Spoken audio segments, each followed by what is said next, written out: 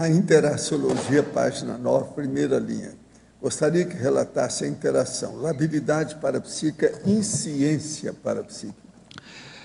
Você, no turismo internacional, você às vezes pega, por exemplo, uma questão de alta temporada. Tem muitas consins em alguns atrativos eles ficam superlotados e a pessoa, às vezes o guia de turismo está lidando com um ônibus de 40 pessoas, ela está diretamente lidando com elas. Agora, multipliquemos isso por 9, se nós levarmos em consideração aquela média de 9 concierges por consim.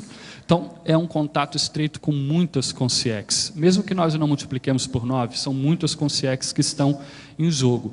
E como a maioria dos guias com quem eu convivi, principalmente aqui na região do Polo Iguaçu, da metrópole trinacional do Iguaçu, como a maioria deles sofria de insciência parapsíquica, ou seja, eles não tinham conhecimento teático, nem mesmo prático do parapsiquismo deles, eu notei que muitos sofriam de labilidade parapsíquica. O humor variava muito, era muito inconstante, muito flutuante, em função das companhias extrafísicas dos turistas que eles estavam atendendo. Então, se era um turista um pouco mais complicado, eles ficavam muito mal.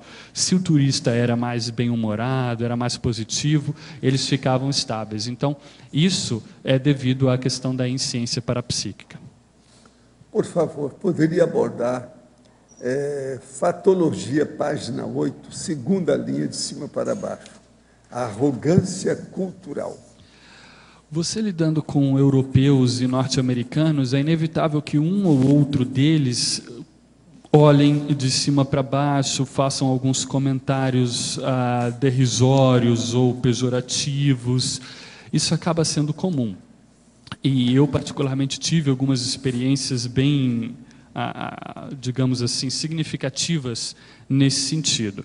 A arrogância cultural é um fato, muitas vezes nós também estamos imbuídos dessa arrogância cultural para com outros povos, para com outros países, outras nacionalidades, e a profissão de guia de turismo nos permite entrar em contato com isso, com nossos esquemas interculturais. Isso é muito interessante. Aqui a questão é a gente, digamos assim, ficar consciente de que isso surge.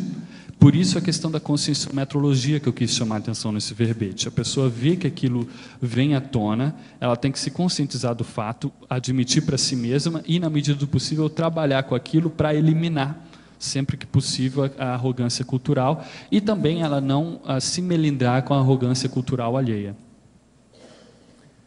Para a fatologia, página 9, terceira linha de baixo para cima, a telepatia.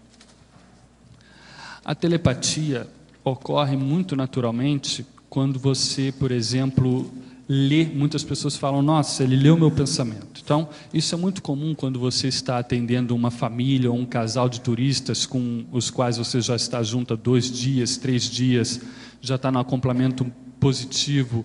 Seria um caso aí, coloquemos como hipótese de um reencontro grupo kármico positivo. Então, nesse caso, você muitas vezes consegue captar o que o turista pensionizou e expressar aquilo para ele, ou um desejo, ou uma necessidade que ele está precisando, e encaminhar o atendimento conforme aquela necessidade dele. Lembrando aqui que o guia é como se fosse, fazendo uma analogia com uma outra profissão turística, como se fosse um garçom, mas um garçom andante, né, perambulante. Então ele está sempre servindo as necessidades, tirando os pedidos e servindo as necessidades dos turistas. Então, nesse processo, quando ele está imbuído desse espírito interassistencial, desse holopensene, fica mais fácil dele ter as telepatias de modo a facilitar a vida para o turista que ele está atendendo.